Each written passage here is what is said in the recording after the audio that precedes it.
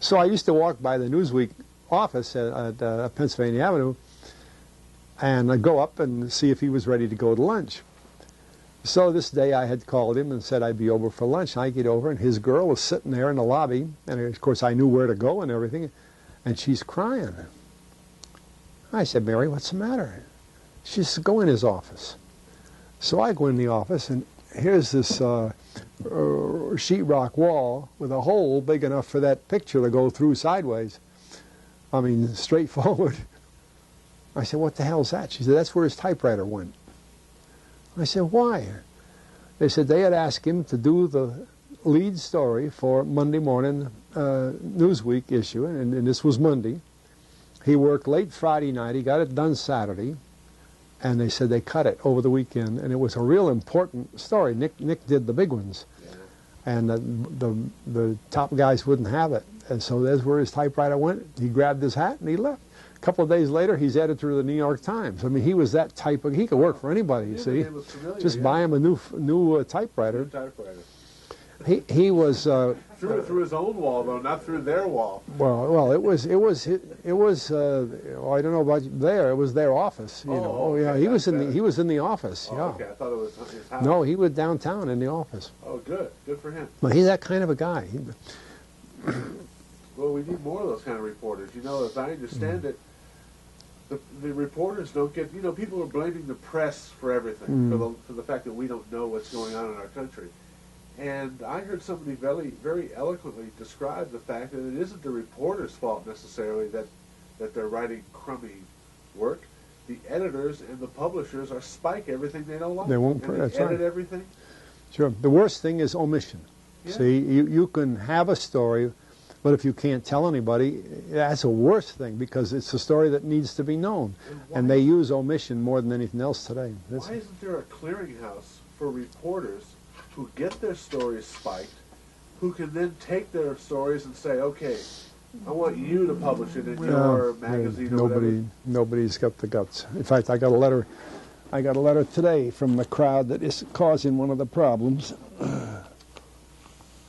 Yeah. Do you know that organization? I've heard of them.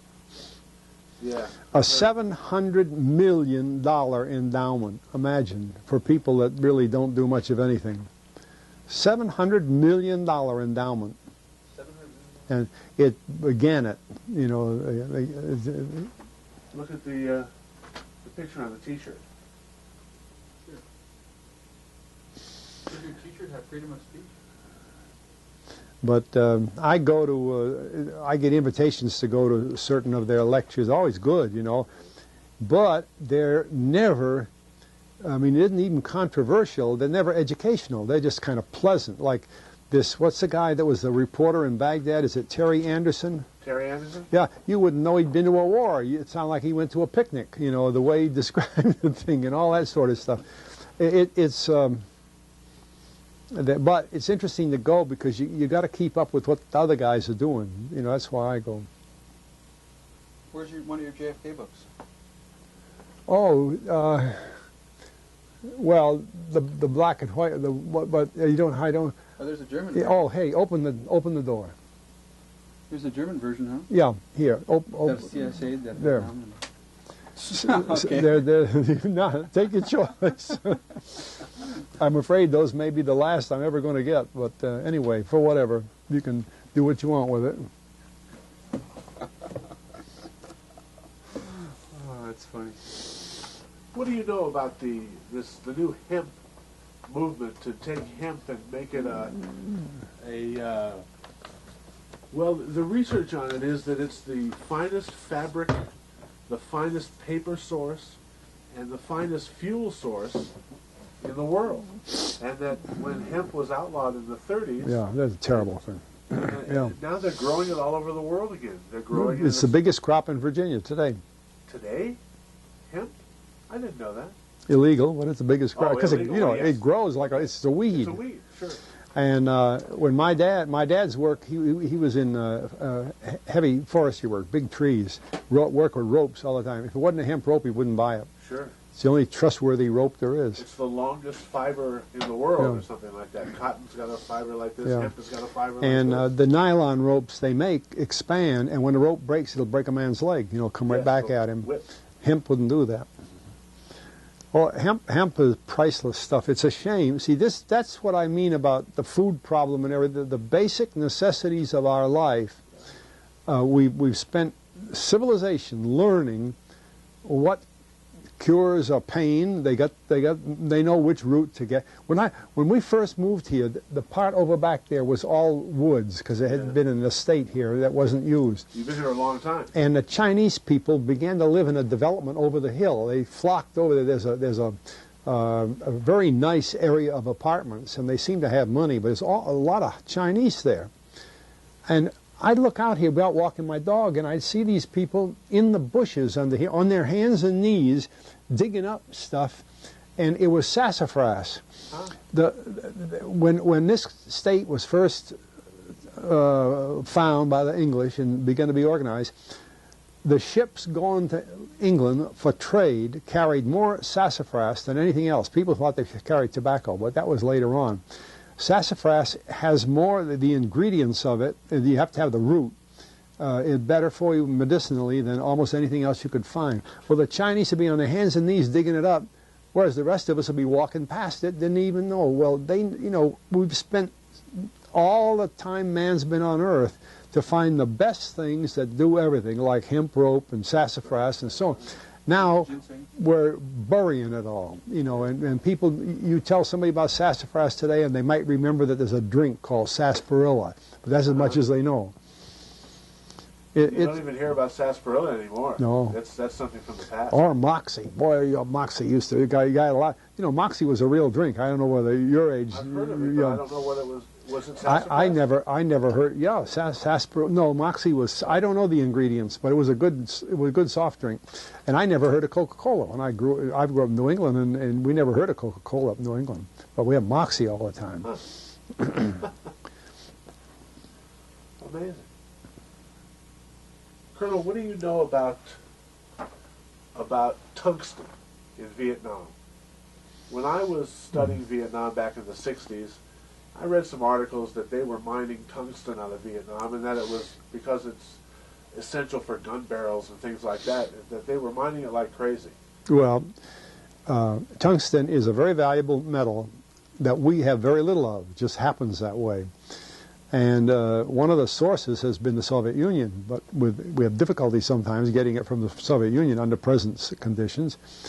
And Vietnam was another area, but wherever there is tungsten, we go after it. I think another big one is either Niger or Nigeria, down in that area somewhere in the middle of Africa, there's tungsten. So, see, Vietnam, a lot of people forget the antecedent in Vietnam. The French were there for about 100 years. Now, the French were real savvy about things like mining and all that. That's why they went. That's why the British, why all these people went to these other countries, was they figured the property was free. They didn't honor anybody's title to property. In fact, the idea of owning property didn't occur to the older groups of people. And they didn't live in a flat world. They just lived on what they were there. It didn't bother them what's on past the horizon. And until Magellan went around the world, or his people did, he never came back, people didn't think of property. If you didn't like your neighbors, you just moved a little bit, see? Well, the same with mining.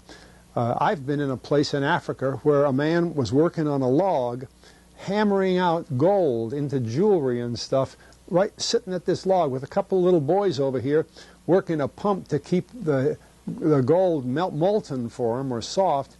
And then, by God, while I'm standing there watching him and my co-pilot, he signals to the boys. They run down, and there's a hole over back there, and they're gone for a while. It's a mine. And down in that mine, they hammer on the wall, get some, come up, they put the rocks in a pan, and gold comes out. Now, of course, I'm interested in the jewelry process, and I'm interested in the little fire. But I keep thinking, what the heck's at the end of the tunnel down there? These guys, and this is just a daily business, a couple of little fellas in the middle of Africa.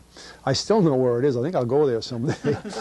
But you see, they knew where it was, and yet it didn't mean there was no great big factory. There weren't walls and fences around it. The guy's just working. In fact, that's how we found him. We were in a cocoa plantation, and we heard the hammering. We heard... And we wondered what the heck it was. And we see the little guy sitting there. Well, when the first explorers went running around, they found things like that. They said, well, this is mine. You know, just who do you deal with? Nobody. This is mine.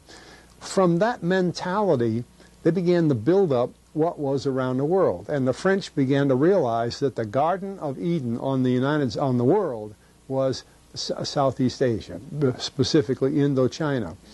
And you know, like the Agent Orange problem. The Michelin people had their rubber plantation in Vietnam. We destroyed it. That's why we had to let Michelin come into the United States to do business. Before that, we never gave them a license to do business in the United States because Firestone and Goodyear and so on. And Bobby Kennedy had to arrange with Michelin for the losses that they suffered in Vietnam from Agent Orange to, okay, open up a factory down in South Carolina. So all that stuff goes. It isn't just tungsten. You see, I'm beating around the bush, but it isn't just tungsten. It's the whole darn thing in Indochina had been pretty well categorized with. They were the biggest high-grade rice exporters in the world before the Vietnam War. That kind of thing. It was a very valuable country. I have a National Geographic magazine from the 30s that calls Vietnam the Garden of Eden, yeah, you know, the best place on earth. Well, did you see Oliver Stone's new film, Heaven and Earth? I forget which. The film on Vietnam, where yeah, I saw that one. Yeah, it opens up with the girl who wrote the book saying, "When I grew up, I thought I lived in the most beautiful country in the world." Yeah. And they open up with a very beautiful. Yeah. Scene of the countryside in Vietnam. Yeah. And it was exquisite. It was as beautiful as she thought it was. And I started to cry immediately because I knew what was going to come. Yeah. That we were going to hear helicopters and then we were going to hear... And, yeah, it was a garden spot. But why... Down there I've got thousands of color slides. And I could show you pictures I took in Vietnam in 1952 when it was a Garden of Eden. Beautiful. They called Saigon the Paris of the Orient. Only it was prettier than Paris. It was beautiful. And one of the things you'd see is down the main street, the most frequent individual marketplaces were flowers. Just all over the place, flowers. And you fly to the coast. When men were injured in the Korean War and had to have a long period of recuperation, we would fly them. I was a commander of a heavy transport squadron. We would fly them from Tokyo on military orders to Vietnam to take them to the beach for rehabilitation. The hell with the war, you know, no war, at least not there. There was no war was in the north at that time, between the North Vietnamese and the French. But South Vietnam was open. I flew over North Vietnam and we got shot at, but not South Vietnam. But we sent our soldiers down there. They got Vietnam duty, but it was to go to a resort. See, it was a beautiful place, and it was just there was absolutely mindless to destroy it. When Kissinger and Nixon carpet bombed parts of Vietnam and Laos and Cambodia, that was absolutely criminal because they can't grow crops anymore. The ground is all dug up. And like I say, the Michelin people, we destroyed their rubber plantation. That's amazing. So but with getting back to the tungsten for just a second, just for the last part of it, who was doing the mining of it? I mean, was it just an American mining effort, or was it a joint... Well, before, thank you. Before by the way, get yourselves whatever you want. It's just a regular refrigerator. Get in it. Maybe an apple or something, Pat, for me? Gee, I don't have I have an orange, but right now she's on her way buying apples, and I'm sorry. In fact, we're going to buy apples tomorrow. Okay. I think you would find that Vietnam, before we got in there, it was pretty much a French corporation. I mean, almost all the things being done there were French. And in fact, it's most likely one of the reasons for the Vietnam War was to get the French out of there and get our businesses in there, because on more than tungsten is the oil. There's enormous oil finds that already have been located off the coast of Vietnam. So the assets of Vietnam were what we would gain from the war, and our companies are moving in there now and taking over. You mentioned, speaking of oil, you mentioned in one of your last talks that petroleum wasn't what we thought it was, that it wasn't a fossil fuel, that it didn't come from fossil animals. Yeah. Is it just a mineral? Is it a mineral like any other mineral? Is that how it, what would you say? How did it, what's the origin of You see, petroleum? when they first found petroleum, because they were beginning to make motors and needed on axles or wheels on railroad trains and all that sort of thing, and remember, trains started in the beginning of the 19th century, then oil went from just a lubricant to a fuel, and it made it valuable. And Rockefeller happened to be the smartest man in the business at the time, but he made most of his money, or much of it, off the transport of the petroleum as well as selling it. But one thing they realized was, because oil is putting a price on oil is like putting a price on a pail of water. You know, no initial cost. It's in the ground, and in those days they were, some of it almost what you'd call surface mining the oil. They didn't go down deep. So in order to get the price up, they hit on the idea that they would have to make it appear to be scarce. That after we take the next few barrels out, we're probably going to have to close as well. You know, that kind of thing. Well, a very fortuitous event. In 1892, there was a convention in Geneva of scientists to determine what organic substances are. Well, the definition of organic is a substance with hydrogen, oxygen, and carbon. And so it's usually a living substance, a tree. You analyze a dead tree, hydrogen, carbon, and oxygen, and grass and so on, living things.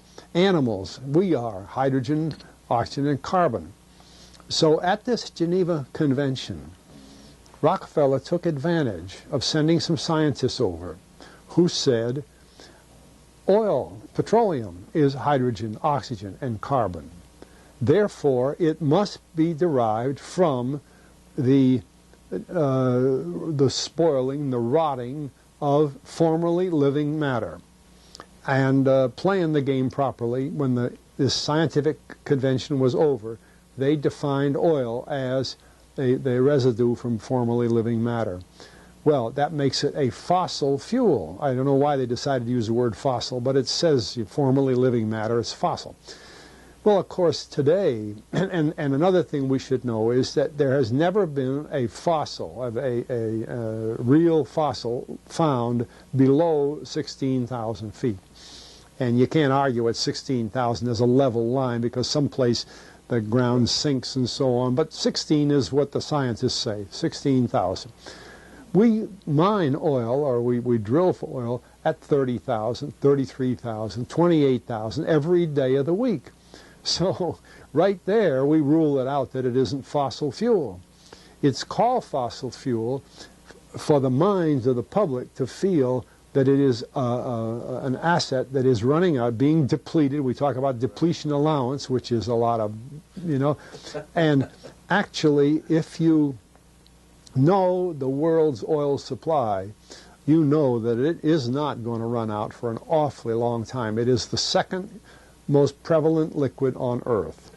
And we haven't begun to dig. Well, with all that background, you see, the people in charge of the petroleum business, for perfectly reasonable business things, just like any other man in the business, wants to keep his price as high as he can get away with. And the way to do is just say, well, there's no more. The last barrel is going to cost $1,000, and then it's all done. and they preach that stuff. What bothers me is that in geology books, it's in there. The geologists say it's a fossil fuel. They've been bought. I mean, I went to a 4-year federal staff energy seminar run by the government of the United States during the so-called energy crisis. I was the participant that represented the railroad industry. The airline industry was there. Every AA, administrative assistant of senators and congressmen, was there. The CIA was there. The Defense Department was there. The State Department was there. Sometimes sitting right in front of me in the row would be Henry Kissinger with his friend, the head of Department of Defense. It's too bad I can't put the names with them. But anyway, people like that, top men in the government, sitting there listening to the Federal Staff Energy Seminar. Well, what this was doing is for 4 years, they were teaching a propaganda line to the leading people in this country, and therefore to the leading people in the world, when you include the Kissinger and Schlesinger, among others. And the object of it was, as Kissinger used in his own terms when it was time for him to speak, to create a world price for oil. In other words, not 30 cents a gallon here and 90 cents a gallon there, but let's get a world price. That's their goal, and they're trying to do that for wheat and everything else.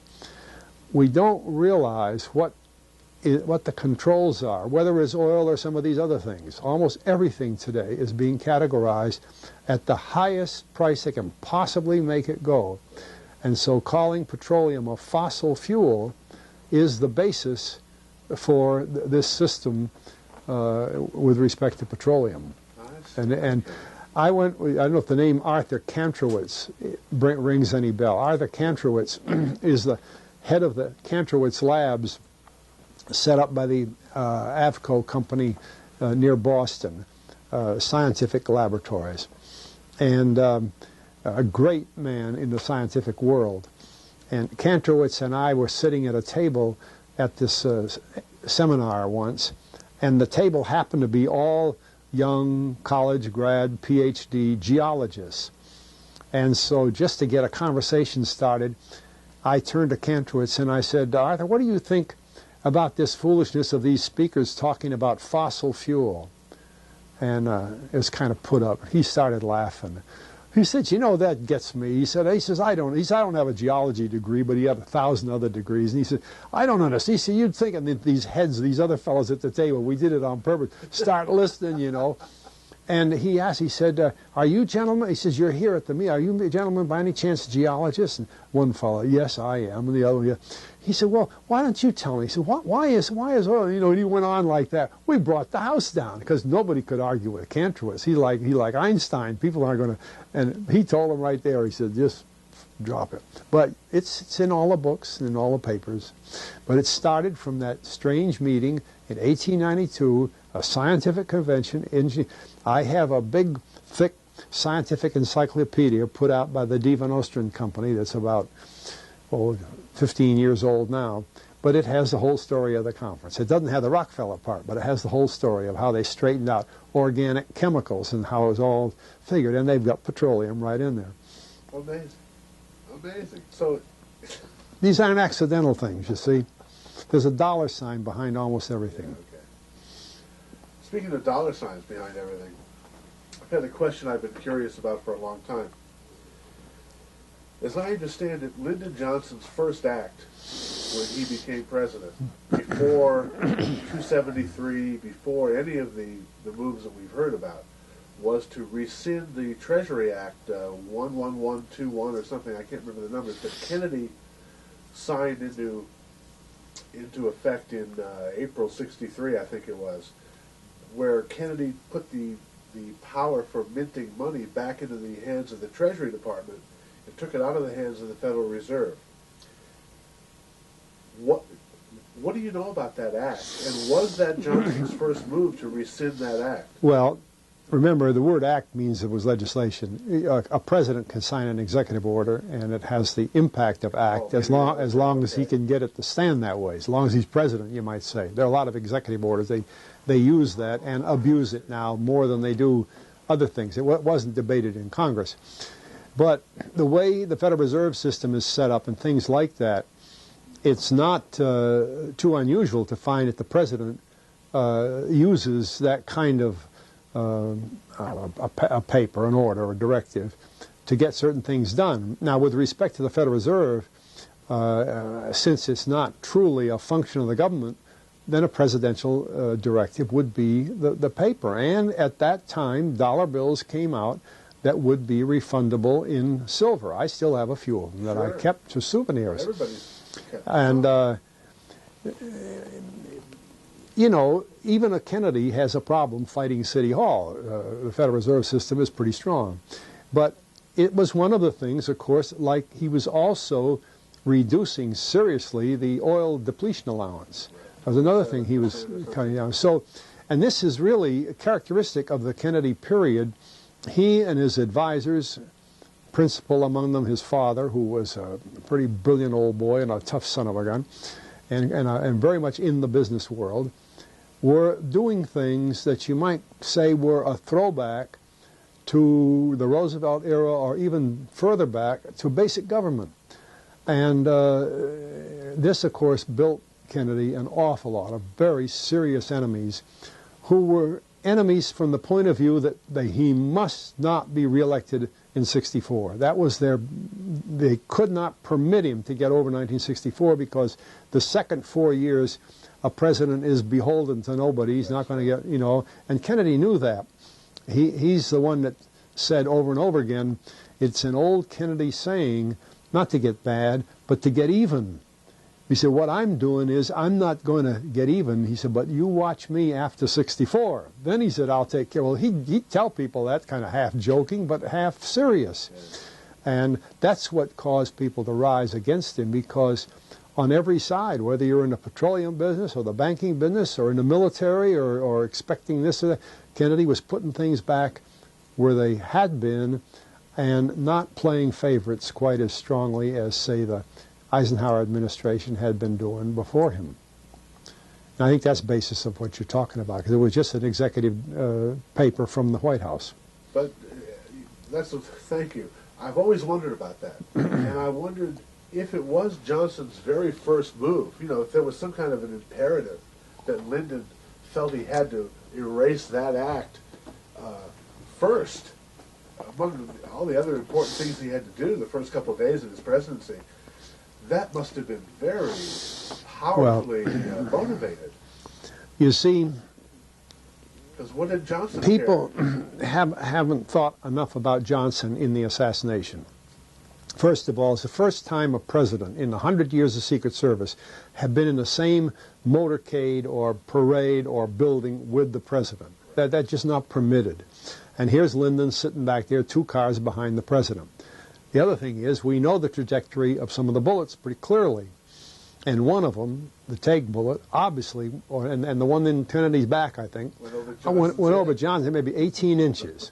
When I was writing something on this back in 1975, I think it was, or maybe earlier, I had a draftsman figure the trajectory for me, and we figured Lyndon was only about 18 inches under the bullet.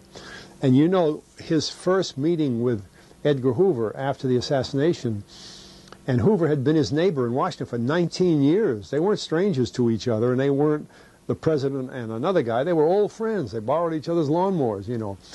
Well, the first meeting with him, the first thing he said was, how many shots were fired? And Hoover said, well, we've got 3 cartridges, 3 shots. And then Johnson came right back and said, were any fired at me? Well, in the first week after that horrible episode, you can be sure that whatever paper came on his desk, he was thinking about the sound of those bullets, because they lowered that gun a little bit and they had him. And look at the record afterwards. Nixon had trouble with shots. Ford had trouble with shots. I mean, they kept those guys in line. So I wouldn't take the Johnson period, at least the first 6 months, and then a little after that he got out, more than 6 months, but as being his own initiative. I think he was following the initiative or the instructions of the people that saw to it that Kennedy was out of office. As powerful as Johnson was. Oh, well, he had no power. See, he lost the power with those bullets. You know, you're not powerful after bullets go over your head. You know that. What kind of power does he have? He just got the job. He got the title. But think of the things he did. He reversed 263, the Kennedy policy, in 2 days, in 4 days, I should say. No, he was. That's what bothered him. He was not powerful. See, and then a man like Johnson, hard to live with, because he'd been powerful before that. Well, that's what I meant. But we have to be realistic about these things. Is that why maybe he thought enough to say that there was a conspiracy before he died? Well, I'm sure he knew that the minute the bullets went off. I mean, I'm just sure he knew that, because he'd say, geez, what am I doing here? See, like that. And why was Connolly, the governor, in the same car? Well, maybe that seems nice politically, but even so, the Secret Service usually keeps the targets separated. But I don't think Johnson had a lot of choices, and I don't think he was truly, characteristically Johnson in that era right afterwards. I think he'd got his mind changed on a lot of things in a big hurry. When Lansdale retired, as I understand it, when Lansdale sent you down to New Zealand, and then he retired. Yeah, but we'll put that in clearer terms. People have abused that business. Lansdale and I had known each other since 1952. And Lansdale heard that I was going to be going down to New Zealand because the Joint Chiefs of Staff were sending, an officer to go with a bunch of businessmen, see, escort officer. And he says, I know the guys in Antarctica, I'll make sure you get your orders and all that. But he worked for the Secretary of Defense, I worked for the Joint Chiefs. We weren't even in the same level of work. We were in completely different offices. Yeah, people think he was my boss at the time, and I'd like to straighten the record out. He wasn't. And he was just an old friend. Hell, I'd known him from 52 to 63, 11 years. We'd visit each other's homes, wives knew each other, that sort of relationship. I'd be on a flight, he'd come in the airplane with me. He wasn't a pilot, but to travel somewhere. So he knew I was going to schedule to go, and he knew people to talk to about it, and that was just it. It wasn't his doings as such. But I did notice he seemed more interested in it than normal, so I had a little feeling that there was something in it that interested him. And I just wanted to straighten that out because some of the writers have really screwed that up pretty badly. What kind of a guy was he? I mean, was he... He was a genius. See, our country sent him to the Philippines to remove a president from the Philippines, Quirino, that was no longer acceptable. It's one of the few times that a man in a position like that wasn't just murdered and thrown out. Lansdale created the successor from this man Magsaysay, who when he first went down there, Magsaysay was a captain in the Army. A captain in the Army. Built him up, he got to be Secretary of Defense in the Army. Well, of course, with U.S. help and everything in the Philippines, that's not hard to do with U.S. dollars. Like Lansdale told me, he said, I did it with a blank checkbook. He said, that's all did they give you guns and all that stuff? No, just blank checkbook. Everything went fine. He was happy with the job. And so he used his power, but he used his good sense. Like there was a so-called opposition, the communist opposition down there called the Hooks. Well, he took advantage of that. He'd get Magsaysay to be the head of a battalion, say 1,000 men. The night before, half of the battalion would go out in the bush and attack a village, not in uniform. And in the morning at sunrise, the other half, the loyal half with Magsaysay up front would come in and trick guys out of the village, and burn down some huts and everything. And everybody'd run like wild. And then finally Magsaysay would round up the chieftain and say, hey, we're the loyalist people. Come on back. Everything's safe. We've captured the guys. They would actually have execution things. They'd shoot at the guy. The guy'd fall dead. They'd throw him in a truck. They'd shot with blank bullets. I mean, Lansdale never overlooked anything. And of course, when all this was going on, who's the other half of the battalion? Oh, they're Hooks. They're those communists that live in the bushes and that kind of stuff. It's clever. Good scenario. And he kept doing that enough times so that the people that had never bothered to vote before and all that kind of stuff up in the bush, thought this Magsaysay is just a wonderful guy, see? Meanwhile, Lansdale's off on the side somewhere playing his harmonica with his friends. But it was smart. Another thing he did that they don't usually write about is he had a lot of movie projectors. And he would send men into towns showing movies that, among other things, is like evening TV, see, but it was just on a movie, and among other things, showing what a great guy Magsaysay was, and then maybe some little marginal kind about Quirino, really not such a good, he couldn't attack him, but, maybe, we ought to get rid of this guy. Magsaysay be one of the people, coming up. And the way he did it, he just, when they counted the votes, Magsaysay had so many votes, he just swamped Quirino. And Quirino left because of a vote, not because of a bullet. Well, that's kind of a job. We should have done that with Castro. See, we get Castro out that way. Now, wasn't because the hooks were actually a comment. They're all well. They were there before, The basic hooks, yeah, he just took advantage of it. See, any opposition, just like here when Joe McCarty would get mad at somebody, call him a communist. Well, Lansdale would get mad at somebody, or getting Magsaysay mad at a tribe somewhere. He'd say, well, they're hooks, let's go after them, see. But a lot of it was, he used to tell me how they staged some of this stuff. And they'd start with the movie theaters, and get the people thinking.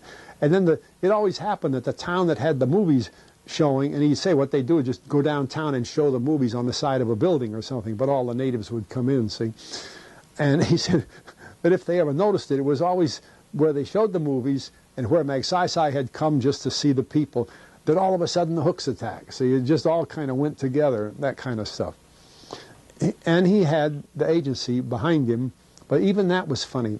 His worst enemy in Manila was the station chief of the agency, because Lansdale didn't realize it, but they hadn't told the station chief that this guy was coming in to do this. They were operating like 2 units there, and finally, Lansdale told me one day, he said, I wouldn't be surprised that bastard shoots me, because he knew he was really mad at him.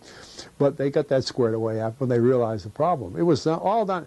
He was really working almost alone, but he had some very, very close, powerful friends in the lower level Philippine government, like Magsaysay and people like that, and he treated them so well that they just, a fellow named Valeriano, actually Valeriano, we don't hear much about this, was training Cuban exiles before the Bay of Pigs, and he gave them actual, practical, down-to-earth training about how you overthrow somebody, because Valeriano had been the guy that worked with Lansdale to overthrow Quirino, and they figured he's a natural.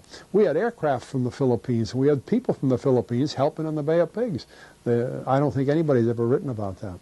Was it Lansdale who pulled the... he sounds like a master psychological that's his warfare business. operative. What they call unconventional warfare. Was he the one that got 1 million people to move from one part of the country to the other by telling them that the Virgin Mary had appeared somewhere?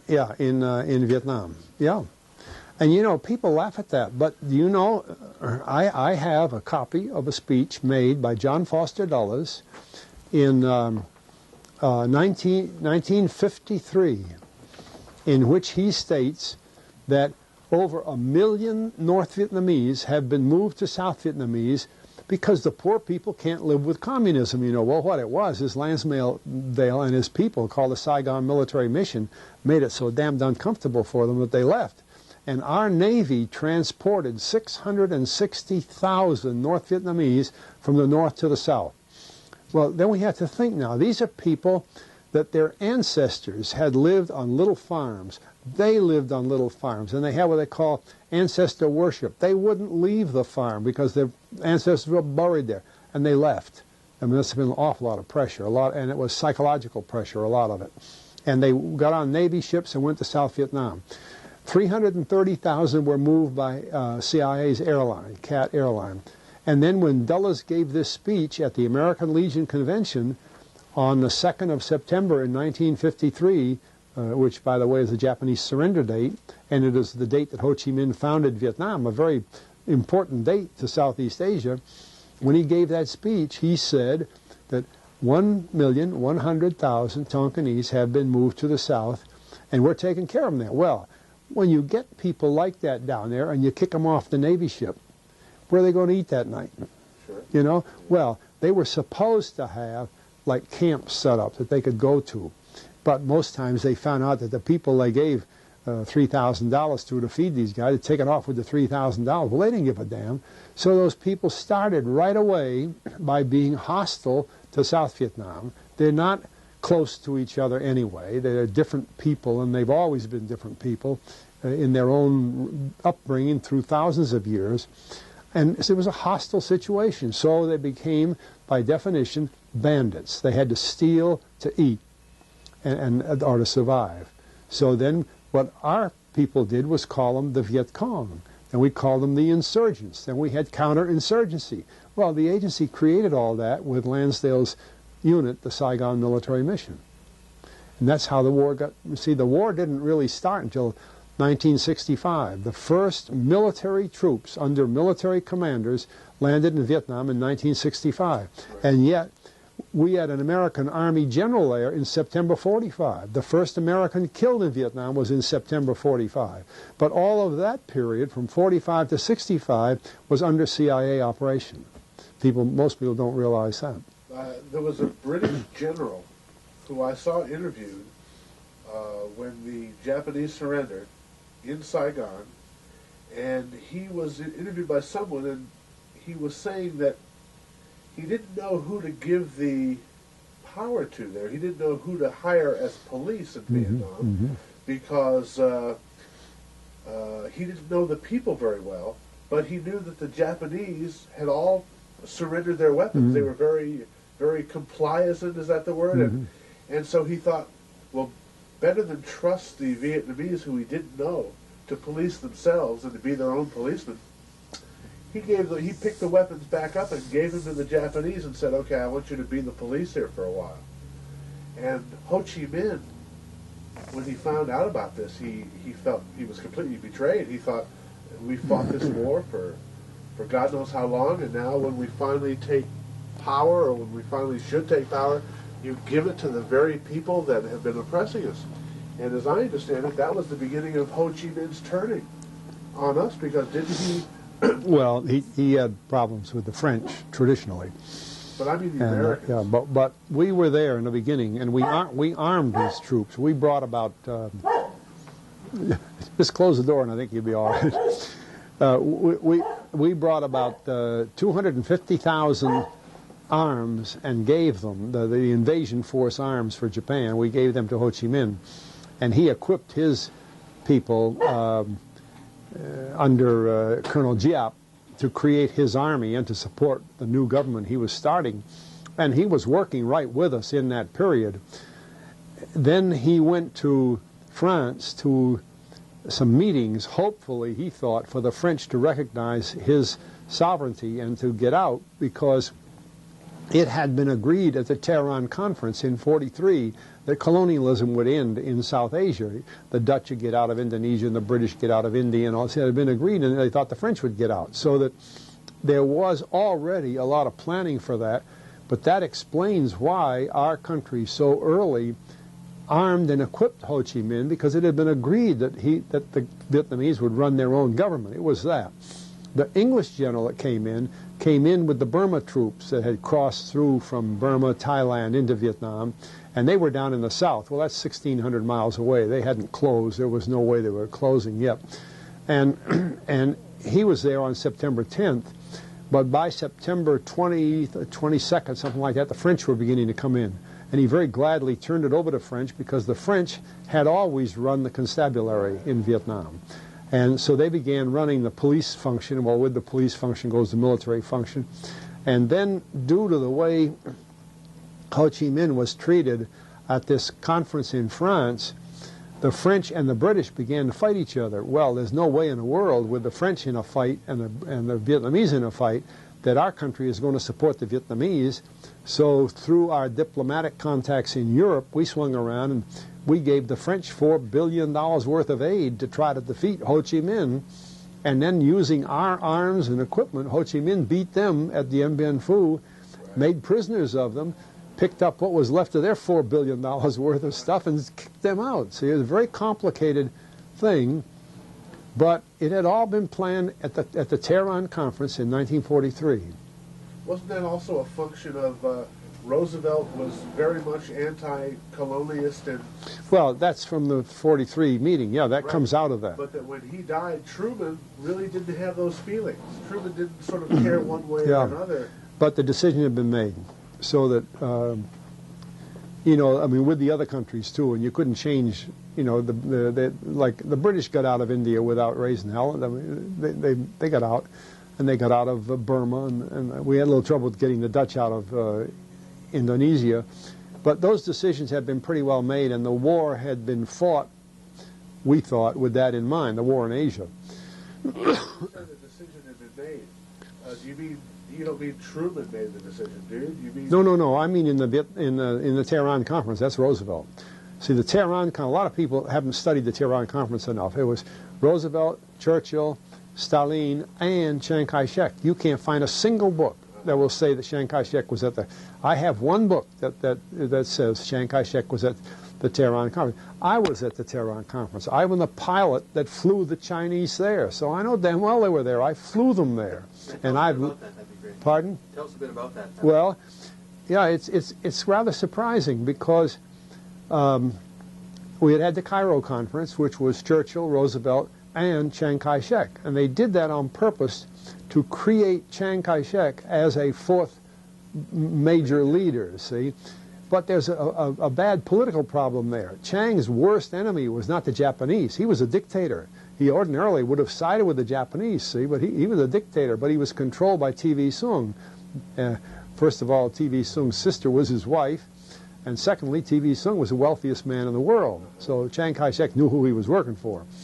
Well, this gave Stalin a problem, because if Stalin was going to try to agree with Roosevelt to help Chiang fight the Japanese so we can move B-29 bombers closer to Japan to bomb and end the war, Chiang's enemy wasn't the Japanese. Chiang was Mao Zedong. Well, Mao's a communist, and how the hell is Stalin going to tell them to, you know, to forget the communists and side with this guy Chiang, who was a dictator? And he had a hell of a time. So Roosevelt did it. He argued with Stalin. Churchill kept quiet, and they finally worked out an agreement. It probably cost a hell of a lot of money, where Stalin told Mao, look, Chiang is fighting to get rid of the Japanese, which is good for China, so be quiet for a while. Well, that was 43. Mao beat Chiang Kai-shek in 49, so there was an interval. But what happened immediately, and it was noticeable because I was based in Cairo, and as I say, I had been at the Cairo conference, and then I flew the Chinese up to Tehran from Cairo. These were TV Soong's delegates that had been there at the conference, and en route, just as a point of interest, I landed at Habbaniyah in Iraq to get fuel, and another plane landed. It was Elliott Roosevelt. He and with a friend of mine, Captain Gray, they were going up there. Elliott said his father wanted him to meet Stalin, and we stood and talked. I introduced him to the Chinese. It was no secret the Chinese were going up there, except to the newspapers. They never mentioned it, and the books don't mention it. Wasn't Elliott Roosevelt some kind of a covert operator in some way? Or was it Elliott Roosevelt was based... Kermit? Yeah, Kermit. Elliott Roosevelt, who was Roosevelt's son, Franklin D. Roosevelt's son, was based in Algiers with a Air Force reconnaissance unit doing recon work out of Algiers. But he was on his way, and the point is that if he saw the Chinese going up there, he'd know darn well they were there. His father knew they were there. And I don't know whether you know this interesting story or not, which Elliott Roosevelt wrote and signed himself, that years later, when he went back to Moscow to talk to Stalin as a sort of a reporter, as he was leaving, Stalin said, I'd like to ask you Elliott said, I'd like to ask you a question, sir. He said, why is it that when my mother, Eleanor Roosevelt, asked 3 different times for permission to go to Moscow, to visit Moscow, your ambassador turned her down? And Stalin acted surprised. He says, you don't know why we did that? He said, no. He said, well, I sent my ambassador, Gromyko, down to Georgia when the president died, and I have him ask Mrs. Roosevelt one thing. May I view the body? Because Roosevelt was in a coffin that was closed. It was never open. And Stalin had an idea that he'd been poisoned, and therefore he would be black or discolored, and they couldn't see him. So he asked Gromyko to take a look at him. And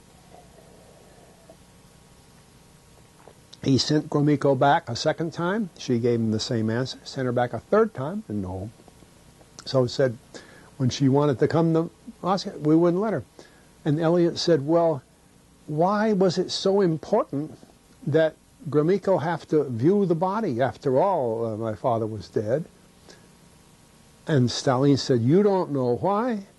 And this is Elliot Roosevelt writing and signing the story. He said, he was murdered. By whom? The Churchill gang. Just like that.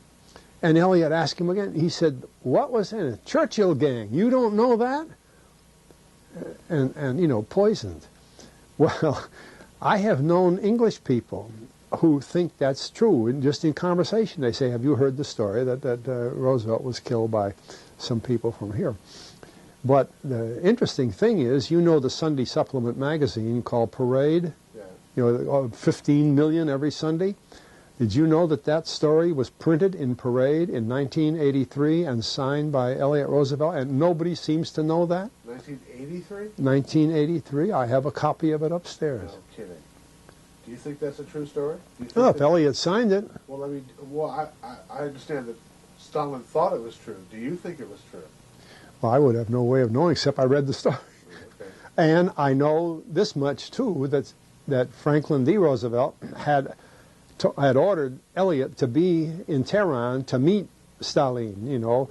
In other words, that Elliot had met Stalin, so it's very, you know, reasonable to expect that the editor-in-chief of Look magazine would send him to Moscow because he knew Stalin. Nobody else could have a face-to-face I mean, those elements are pretty true, and I can't imagine Elliot writing it as a, you know, in '83, the situation would be such that if it wasn't true, he'd have a hell of a time with everybody in the Soviet Union. Didn't you met Elliot on his way up to visit Stalin once when he was doing a gas drop for his plane or refueling? Or? We stopped at Iraq in Habaniya was a British airport there and got gas. And it was at that time that Elliot saw that the Chinese were on their way to Tehran because the next time we landed, we were in Tehran. And I had all the Chinese with me. And what was interesting is the Russians were in charge of the protection of the city, the protection of the people for the conference, which they should have had them down there taking care of Dallas in '63. We got into the inner city of Tehran, and I had been there before, and all around the inner city of Tehran, and it's a big city, there was a velvet, like a rug, about 12 feet high from a cable, and you couldn't, you know, a wall, you could not get by that barrier. And it was just a curtain hanging there, a big velvet curtain all around the city. I walked about a third of it just to see if it kept going. But every 50 yards, there was a Russian soldier carrying a weapon, and half of them were female. They had females in the army, and a lot of them, this was the kind of duty they'd be on. Well, when we were coming in from the airport, having arrived almost just 1-2 with the British delegation that came with Churchill in his big York airplane and my plane landing, we were driving into the city, and all of a sudden I couldn't go any closer, or the car I was in couldn't get any closer to this velvet curtain. We had to stop. And the Chinese that I had brought up there were, of course, in their VIP cars just ahead of us. We were just tagging along with them. And ahead of them was a delegation that couldn't get through the curtain, just stopped there. And for this kind of a thing, nobody wanted to accept the delay, but we had to. And then I saw the Chinese start laughing, and they were pointing, and they would stand up in the car, and they were pointing, and that sort of thing. And what it was is Churchill was in his, what they used to call that jumper costume, you know, for the jumpsuit that they wore for the bombing attacks, you know, in London. He had his jumpsuit, had his typical cigar, and he had his derby on, you know. And he had no pockets in the jumpsuit, so he had no ID. And the Russian soldiers that were guarding that curtain wouldn't let him in, you know. And everybody with him had ID. And I said, look, this is Mr. Churchill. The soldier, where's his ID? And he hadn't. And the Chinese were just laughing to beat the man. Churchill must have thought they don't recognize me. Well, you know, it was a typical Russian soldier. You know, where's your pass? And never mind what your face is. I mean, we all thought that, but they made him wait. We had to wait, and finally somebody from inside came out and rescued old Churchill and let him through the gate, and he's shooting on through. And when we got to the gate, we were directed to where we weren't going to stay while we were visiting, but we weren't put inside. But that just killed the Chinese. They were still in there laughing to beat the band. Do you think that the Cold War, I asked you earlier about the bankers in Russia and who controlled the money system in Russia. What I was leading to was, if our money was backing the earliest Russians, and if our bankers were friendly with the earliest Russians, and if they were indeed financing them to some degree, was the Cold War a put-up job? Was there really ever a difference? Because if our bankers were running Russia's banks, and if they were running our banks, they would know better than to know, that Russia would be against us to the degree that we were all told during the Cold War they were against us. Do you think that there was some kind of put-up job on an enormous scale here? I don't know whether, and I don't mean to be talking down to anybody, no. Most of all present company. The Cold War started before the end of World War II. Our OSS people made contact with what they considered to be valuable intelligence agents within the Russian sphere before the war ended, when the Russians were still our allies.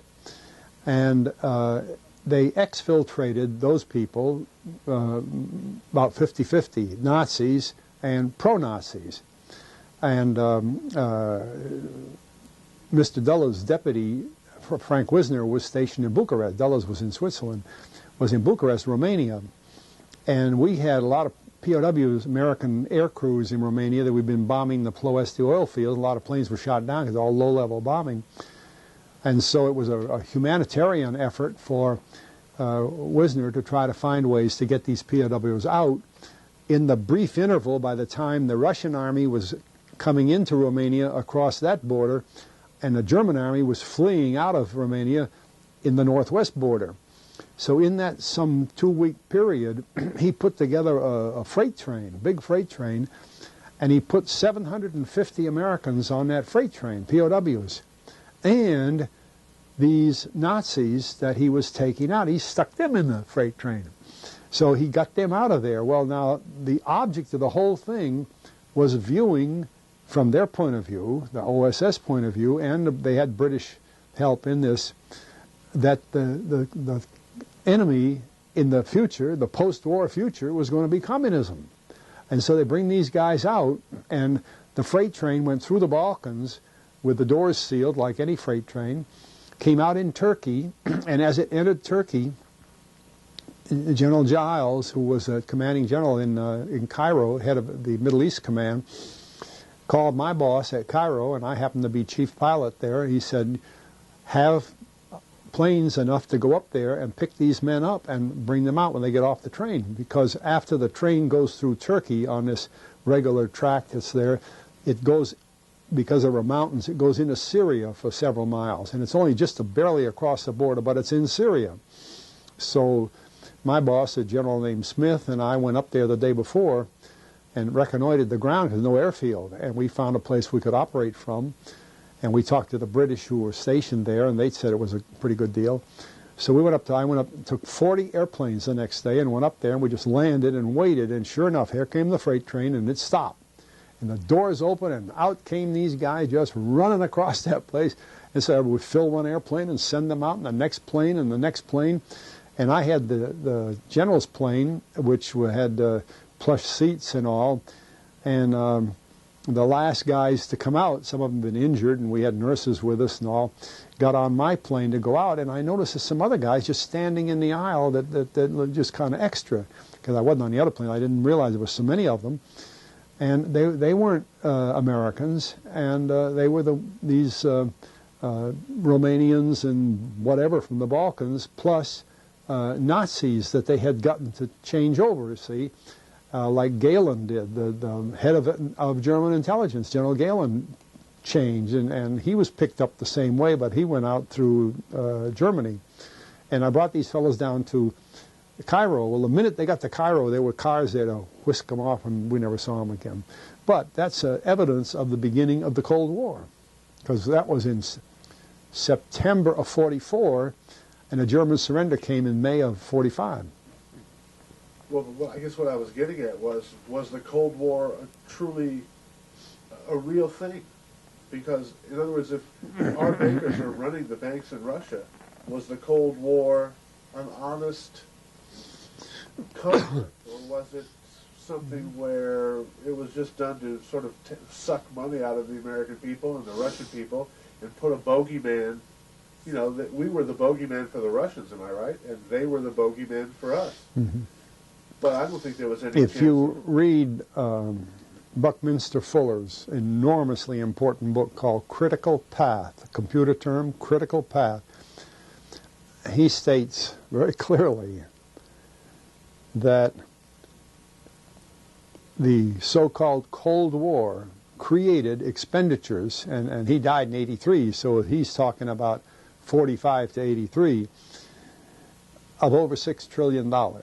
Now, if $6 trillion had not changed hands and then multiplied as it changed between 45 and 83, there would have been, our business world would have been a lot different than it was, including the Soviets' business world and the British and everybody else. Or, as the book I quote so often, the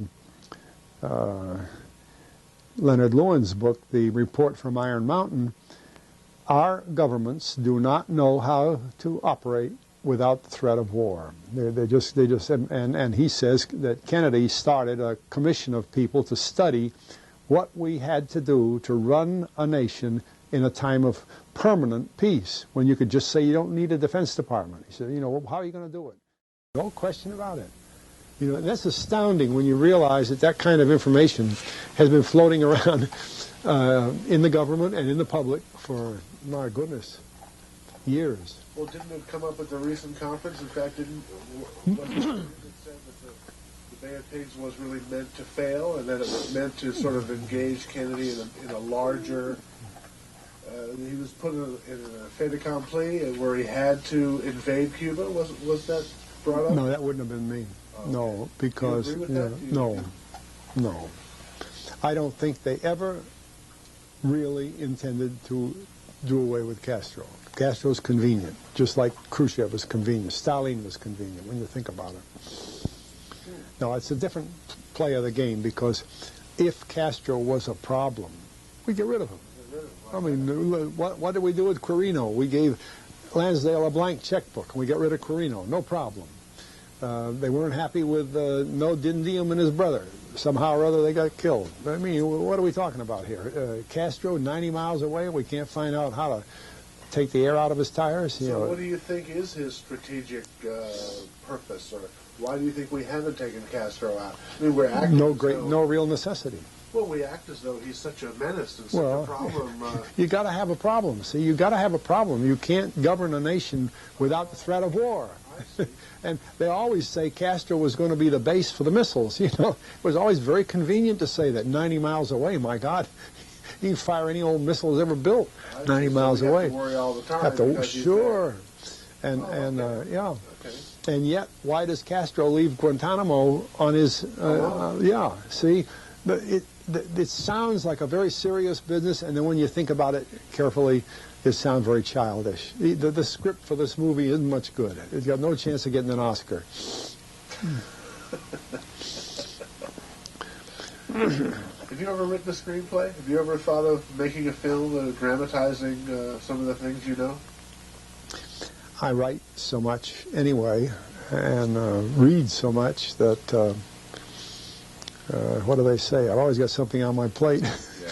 I've thought of them. In fact, right now it's a question of whether I should start in on my autobiography, because I have kind of a strange personal feeling that if I don't write it down, just like talking with you people, whom I figure are quite well informed, much better than average, and yet there are so many things we talk about that you haven't heard of, that I keep thinking, you know, I should set this down.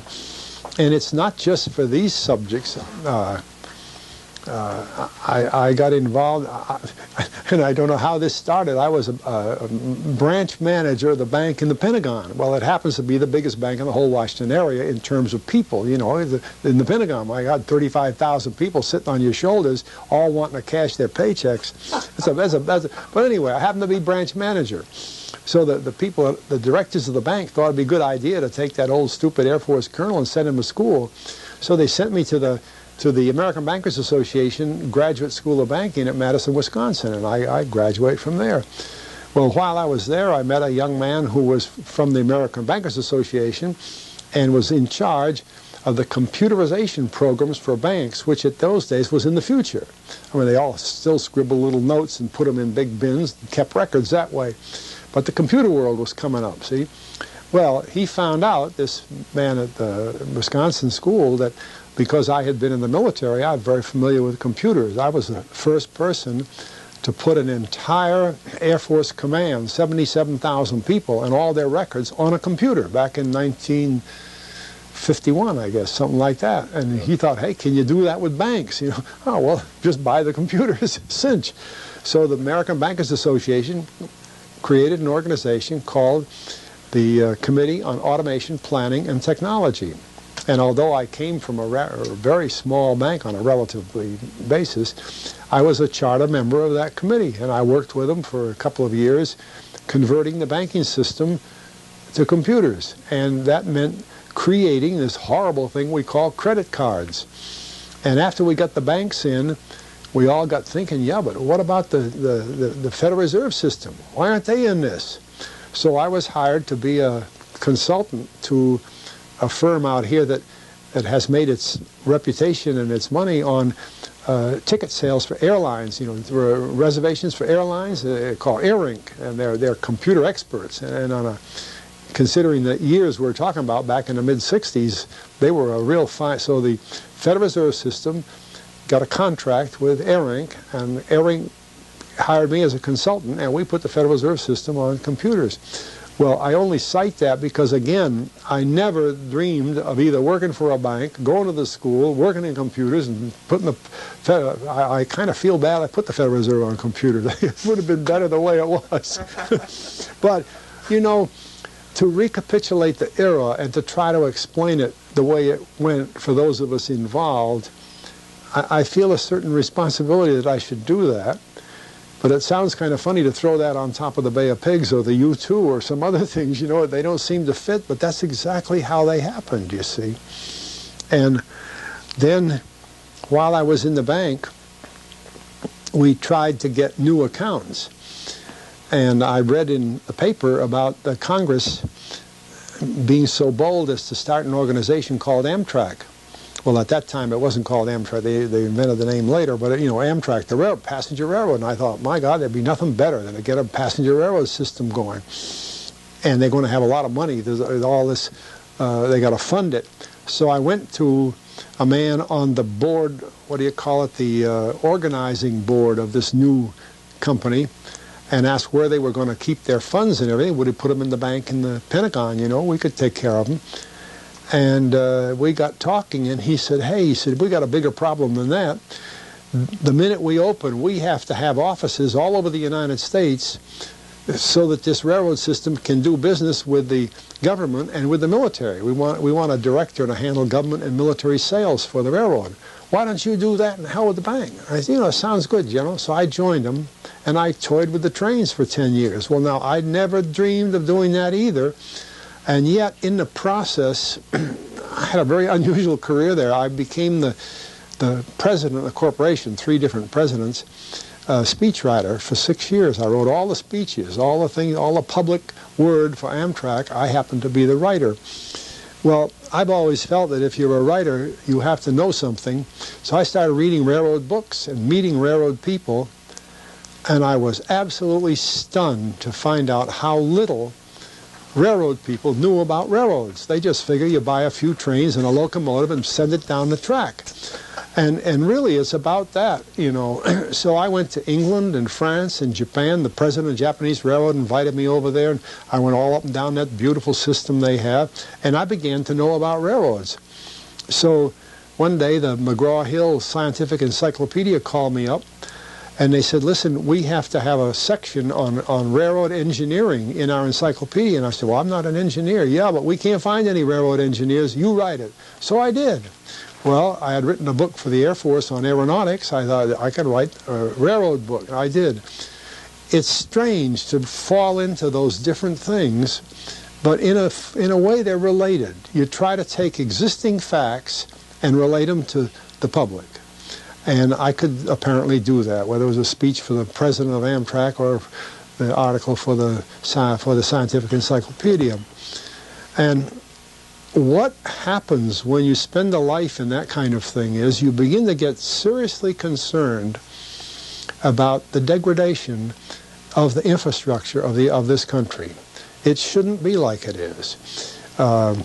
We've got $42 billion worth of bridges in this country that have been condemned and need repair because the railroads no longer carry the heavy freight. It's on trucks, and the trucks are heavier than the bridges were built. They couldn't visualize these big trucks when they built those bridges 40, 50 years ago or 100 years ago.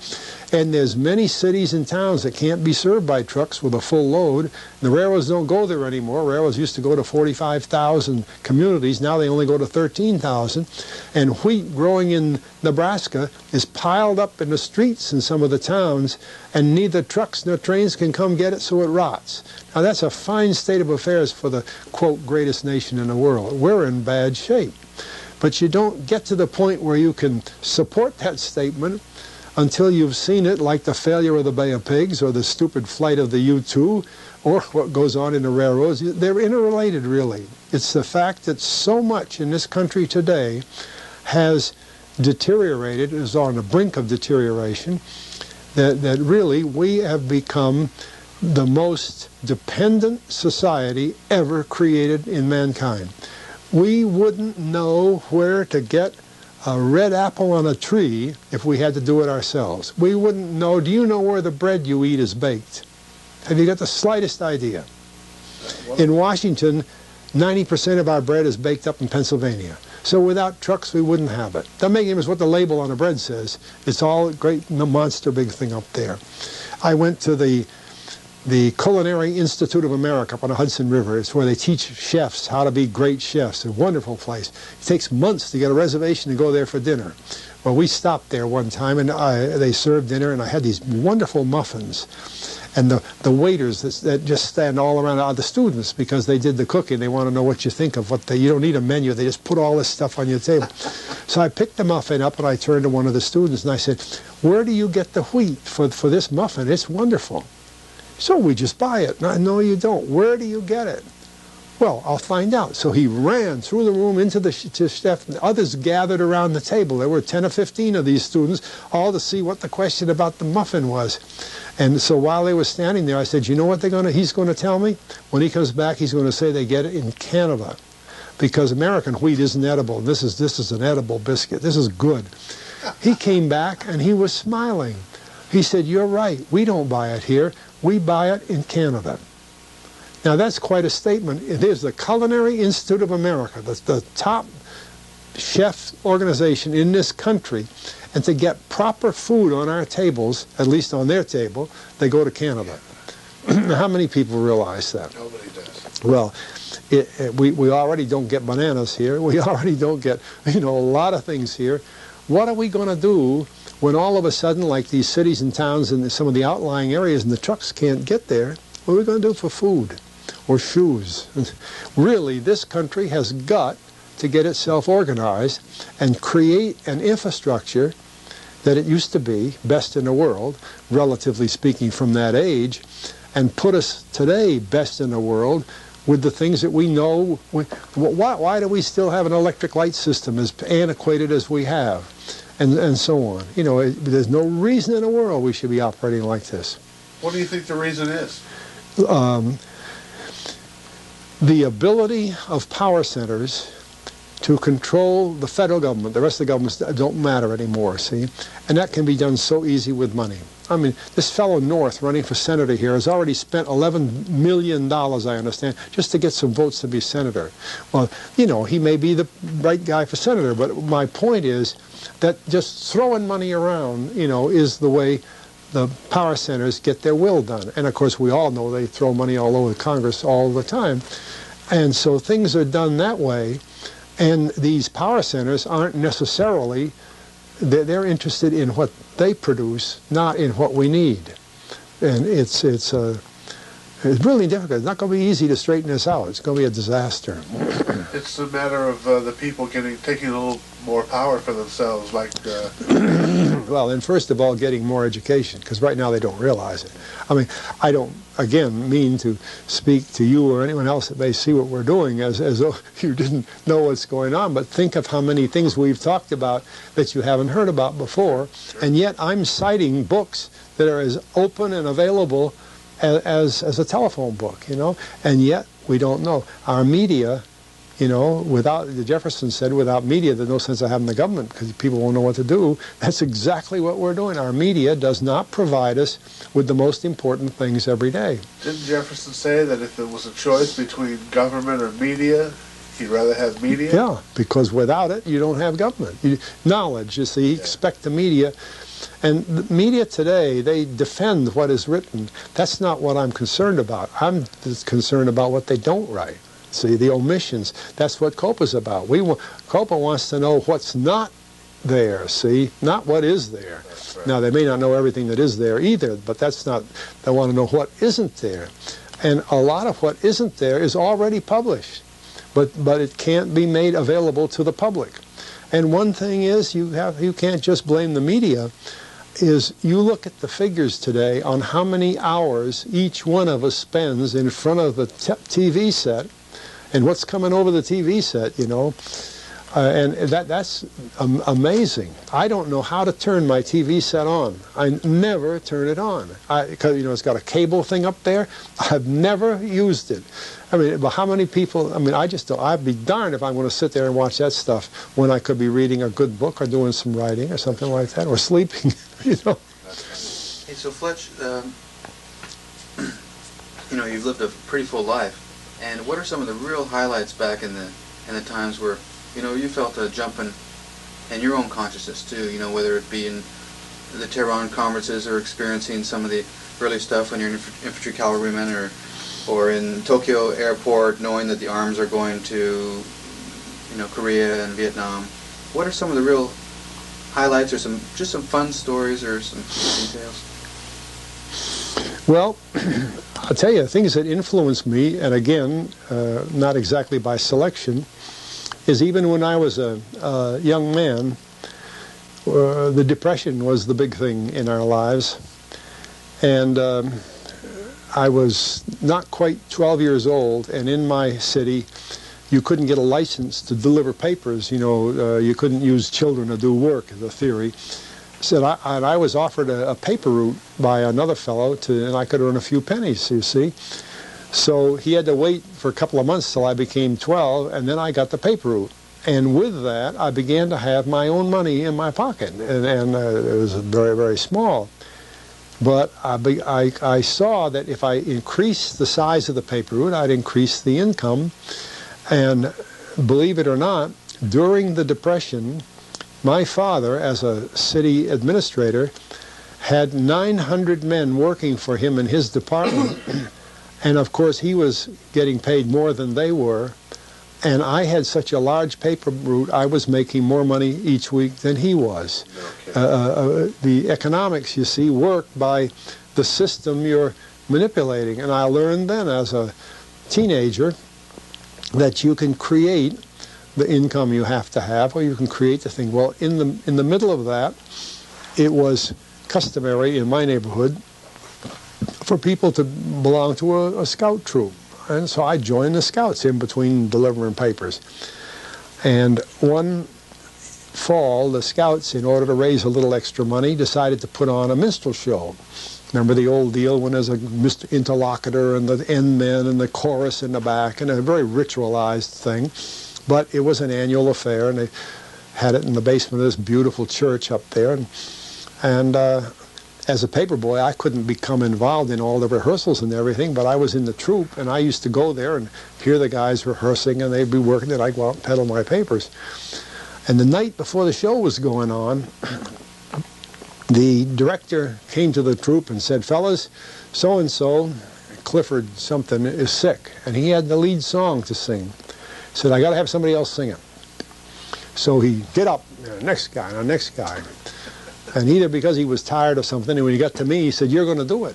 I'd never done anything like that in my life, although I liked to sing. I could play the piano, and I'd sing at home. So I sang that night, and my God, I got encores, which no one else in the minstrel show had gotten. So the man that was running the minstrel shows was not a member of the troupe. He was a man that put on the minstrel shows, so there would be a bit of professionalism to the work. And he came to me and he said, "Hey, I got a minstrel show next week. I need another tenor. Would you do the same song for this other group?" Well, okay. And he paid me $2 or something like that. Fine. You make money by singing. This is new. Next thing I know, in the old days, and I don't know how many people remember this, when they had horse races and before TV days, the horses would race, and then on the radio there would be this 3 or 4 minute interval, and they would read how the race came out and a few notes, everything that came by telephone to the studio. And then until the next race, they'd have a piano player or something. And one day I was walking from high school down to get the bus to go home, and this piano player, who knew me a little from my singing, said, "Hey, come up in the studio." So I went up. He said, "Hey, you know this music?" I said, "Sure, sing." So I'm on the radio. And I'd broadcast 6 or 8 weeks that way. Again, total surprise, and running home to deliver my papers every night because I needed that income, and the radio didn't pay me anything. And a man called me up, and he said, "I'm the manager of an orchestra," and in those days that meant a big band. And he said, we need a male singer. We'd like to have a tenor, and I heard you on the radio. Would you come?" So I went to rehearsal. So the next weekend, I'm hired to sing with this big band orchestra. We played all over the Northeast, everywhere from Boston to New York and all around. And the beautiful thing about it was, instead of having to run all over the neighborhood delivering papers, I could get a $20 bill just for singing a few songs. Well, that was monstrous in those days. So, you know, these things overtook me.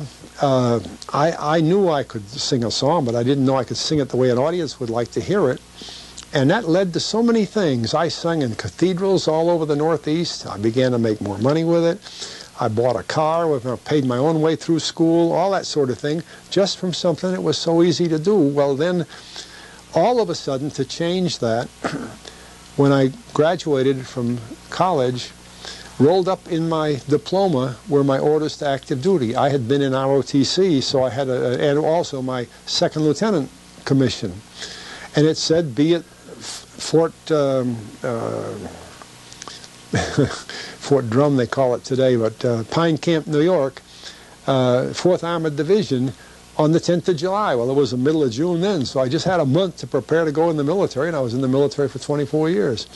But even then, funny things, interesting things happened. The first man I reported to, I drove on the base, totally lost. In those days, the military bases, this was one that had just been opened, and you'd hardly know it was a military base. It looked like an old Boy Scout camp that had been run down. And they were still building the buildings that we lived in. The first man I reported to duty to was a Captain Creighton W. Abrams. Abrams later was Chief of Staff of the Army. He was the chief of our forces in Vietnam. He was from my hometown. We were old buddies. And here I meet him just, you know, luck of the draw. So I worked was in the Armored Regiment and in the tank outfit for a while, long enough to know about him. And most people may not realize that this was before Pearl Harbor. This was in July of '41. Our 4th Armored Division was totally equipped with skis, parkers, ski boots, fur thing, big mittens. Our division was slated to go into the army, before Pearl Harbor, to go into the war in Russia. We were going to land in Murmansk and come down from the northern area because the idea was we were going to help Russia against Germany directly. Now, otherwise, we wouldn't have had 14,000 men with skis and with these enormous, I mean, we were just loaded with stuff. And this was summertime. We could put it in boxes and keep it because we'd be traveling sometime that fall. Well, at about that time, I had already obtained in civilian life a pilot's license. And I got orders one day from the Army, and it said, because you have a pilot's license, you will report to Maxwell Air Force Base for military pilot training. You're going into the Air Force. So that got me in the Air Force. Bingo. I left my skis up there in New York.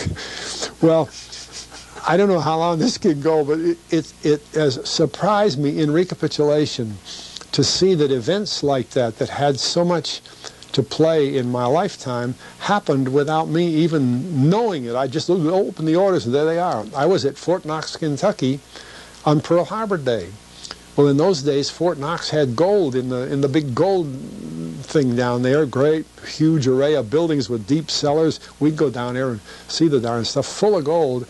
And of course, the immediate thought of our commanding general when he heard about Pearl Harbor was guard that gold. And every live man on Fort Knox was out there with a gun guarding the gold from the Japanese or somebody, I don't know, the squirrels. And another man that was there whom I got to know fairly well was George Patton, General Patton.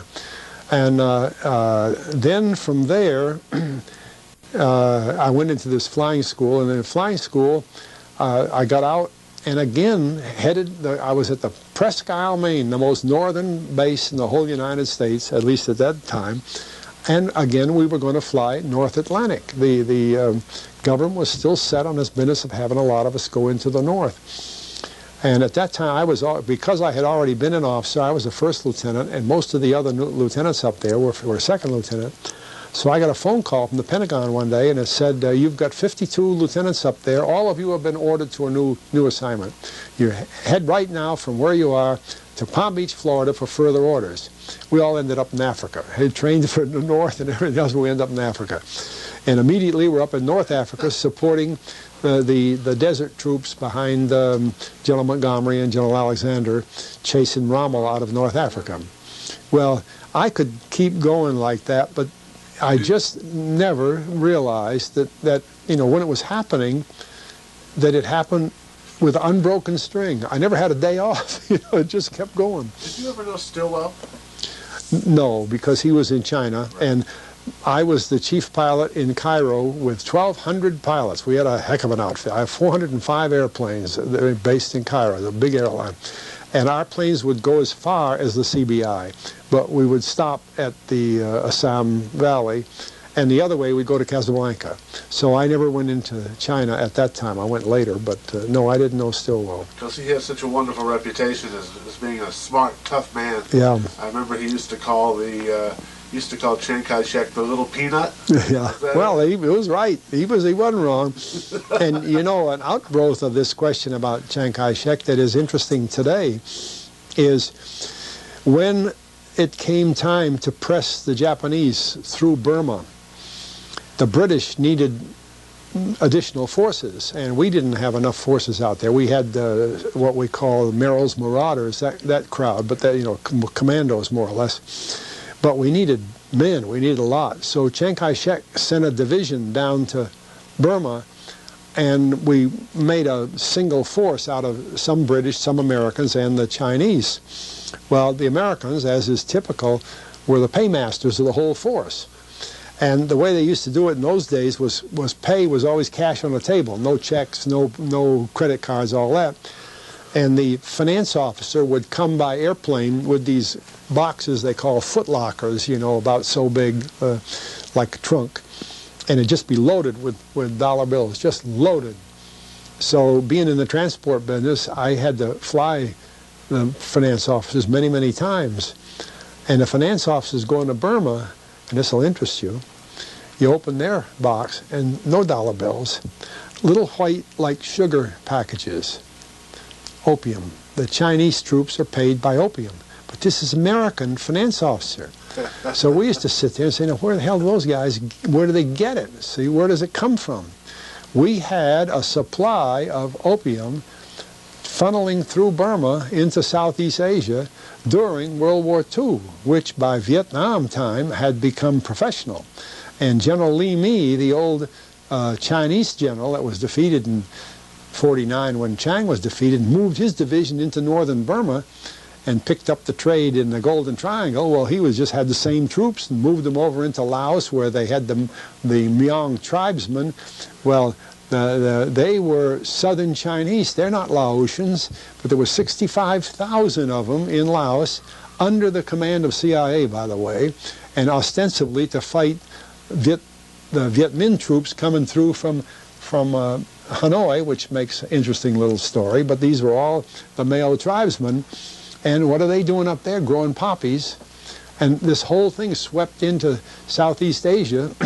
And then by the time all that gets organized, the military paying in heroin anyway, in opium anyway, General Lee Me growing the opium, the Mao tribesmen growing the opium, and the Vietnam War coming in. Then the guys from Marseille moved in and took over the operation. And people don't realize that it all had antecedent. There was no holiday. The Japanese signed the surrender in Tokyo Bay on September 2nd, 45. Ho Chi Minh declared the independence of Vietnam on September 45. Our Army general, a fellow named Gallagher, was standing beside him on one side. On the other side was the OSS man, Lou Conin. Both are big names in the Vietnam business. And they start moving on into Vietnam. And we stayed there for 30 years getting the opium business organized. And people wonder where the drugs come from, you know. Could you know, it's such an important subject because, especially with the amount of propaganda that came over with Bush and Reagan coming in, and Bush and Reagan putting Bush as drug czar and making huge amounts of money and sending huge boats to Panama, and my generation and getting flooded with cocaine, and let alone in the Afro-American population getting flooded with heroin, and poor whites, and you know, it's so bad that they would, not only does it disorient and keep people down, but then they use the profits. And if we can go on to that just a little bit, because it's really, you know, a huge job on the American people, a huge snow job, not to make any puns. And it's really important because the generations and the people just don't know the details. No, well, they don't, and unfortunately, I think, again, it works from both ends. The people, the everyday guys, you know, you and me, don't ask the right questions, don't appear to be interested, and if some poor guy's all mixed up in drugs, we kind of ignore him, forget about it, it'll go away, and that kind of thing, whereas it's the heart of things. But when you can find the antecedents, like how surprised we were in 44 to find this drug traffic, but, you know, legitimate, we got to pay the Chinese division, you know, that's what the East India Company started. When, as I told you about Parafit's book, when the emperor would have nothing to do with the British, the East India Company just decided to move into China by distributing heroin from India, which was available. And they got in that way. Well, that's the way we're doing with the government today. You see, we're using the drugs to do it. And it's an old system. It didn't just start in 44. And even in the Caribbean, they talk about having all these oil wells, drilling deep for oil in the Caribbean. Well, they all have helicopter pads. Well, the flight from a helicopter pad to the coast is not checked by customs. So you can bring all the helium you want, all the heroin you want in. There's no customs. They come, the oilmen coming back, you know. And so in they come. But even worse, when I was with the Air Defense Command, another one of these things that just starts, after I'd been in the ROTC program and had written textbooks for ROTC in 49 and 50, at Christmas time, the only time I've ever been ordered to travel at Christmas time in the military, I was ordered to go to Colorado Springs to open up the Air Defense Command, to begin it. 5 of us were. So I left my family in Long Island where they lived, and I drove out. And we had a meeting with the mayor of Colorado Springs the minute we arrived. And he said, you know, you can't imagine how important the timing of this is. He said this city was going to meet this week to decide what a city does when it's bankrupt. And Colorado Springs was bankrupt. He said, but now you guys are coming in here with a whole command, and we got no problem. How many houses do you want to rent, you know, tomorrow, and how much of this? And we just opened it up. Well, I was in with that original group when the Air Defense Command started, and I stayed with them until they sent me over the Korean War. But what's important is that as we set up that Air Defense Command, we knew where 47,000 aircraft were on average all day, every day, meaning that any airplane coming up from the Caribbean or from Canada or from the Pacific was known, because the radar makes no exceptions. It's just like turn a light on, it shines in all directions. And we knew airplanes were coming up from the Caribbean, but they would be given some kind of a pass, don't touch them.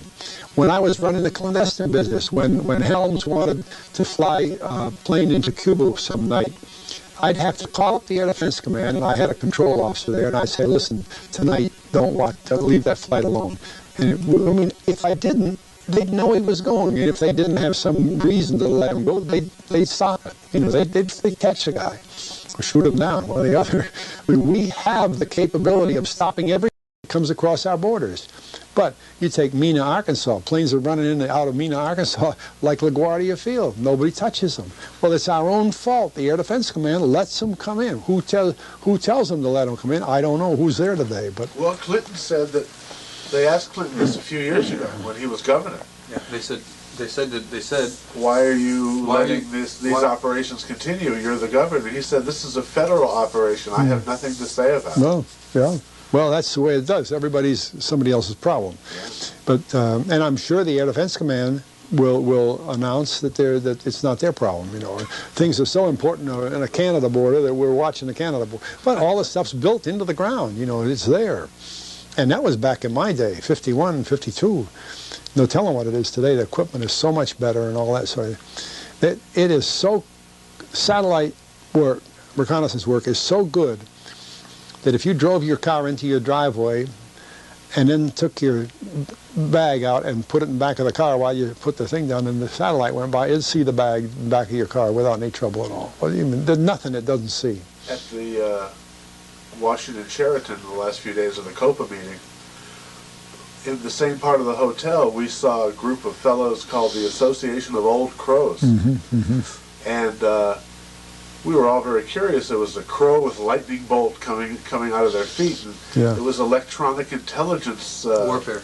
Warfare but that's the old crows go back to World War II, and even before. They're the old Signal Corps, and the Signal Corps is the original part of the Army. Well, they're very proud of this old crows thing.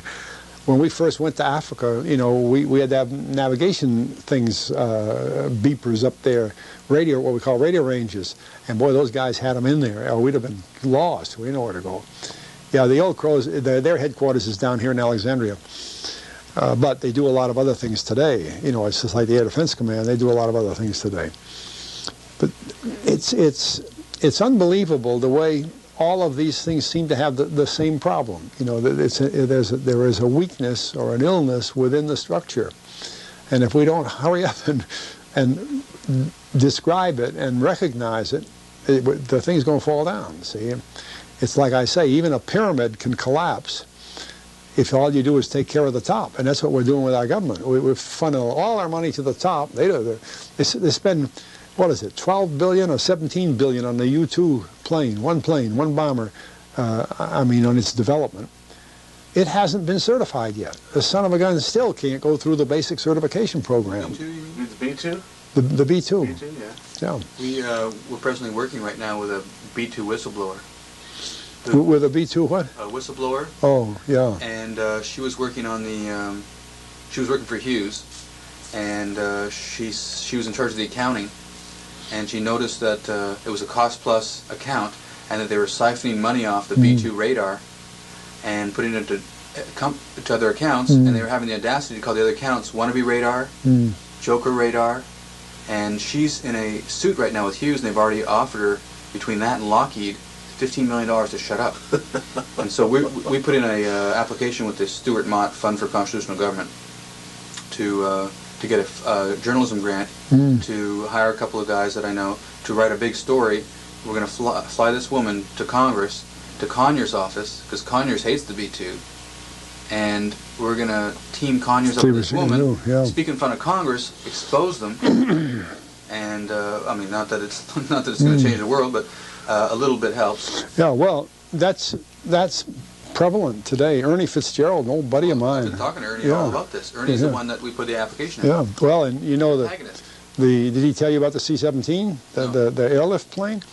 It was flying the other, it won't fly unless they have a 7,000-pound load of concrete in the nose of the plane to keep the nose down because the wing is on wrong. Oh, no. And it flies regularly with a 7,000-pound load, and yet the whole airplane is designed to be as light as possible. All airplanes are. They put titanium instead of steel to make them lighter. And it's got 7,000 pounds of concrete. Well, the other day during some tests, it spun out. And it came down, and at 1,500 feet, the pilot finally got control of it before it crashed. I mean, that would have been the biggest crash we ever had. It's a huge, but that damn plane's no good. And you see, what you're talking about is what happens. A plane like that, if I'm not wrong, that plane was being designed when I was still on duty, and I retired 31 years ago. They just still keep putting the money in. We're going to build a good airplane. By God, it'll be every year. I mean, but see, Congress can't handle that kind of stuff. They don't understand the technology. And that's what I mean about going to the federal government. It can't buy airplanes. It doesn't know what the hell's going on. No, it isn't a simple problem. And when you've cut through several areas the way I just happened to, it becomes unbelievable. You just, like, I never thought, I always thought, when I was teaching at Yale, I kept looking for a history book that would talk about the Tehran Conference. And I always found there's almost nothing in there that was highly classified. It's not been, but it never said the Chinaman was there. And here's an open subject, important subject, had all that post-war planning in it for the Far East, Korea and Vietnam and all that. It didn't come out in a book anywhere. And it wasn't because it wasn't known. My God, those of us that saw these guys were talking about them, and the Chinese must have known. It's strange how things can be so controlled. So the Chinese were helping to and would benefit from the Korean and Vietnam Wars. Well, their goal, of course, being TV Sung's people, was to keep Chiang in power and to run China as a dictatorship would, which of course China had always been run, and it runs better that way. But what we needed them for was, or what Roosevelt used them for, was to break down the old European colonialism system, and that was what they were discussing. They made the deal with Stalin about the invasion. That was done, and he told Mao to quit fighting Chiang, and Mao agreed. And in a surprising statement, 1 week precisely after the invasion of Normandy, Mao Zedong came out praising the invading forces for helping their friends, the Russians, and by attacking the Germans from the Western Front. Well, all set up. See, I mean, it was all just like starting a ball going down the hill. Not to return back to the drugs for a sec, but there was this rumor that was, 8-10 years ago, that when Bush was involved, and Bush was a long-time CIA boy, and what have you. One of the operations when he was working in the oil, in Zapata Oil, was that he was using the offshore platforms, like you said. It was rumored that his offshore platforms were used for the drugs because of his intelligence. Yeah, and they were Zapata, the same name as the Bay of Pigs. It's called Zapata, like the Bay of Pigs. So the name filtered through without raising any eyebrows. People thought they were talking about Zapata, and they were, but it was Zapata Oil instead of Zapata, the invasion. And so, do you know anything about this? I know you said that you looked and you saw the heroin in the trunks and certain things, but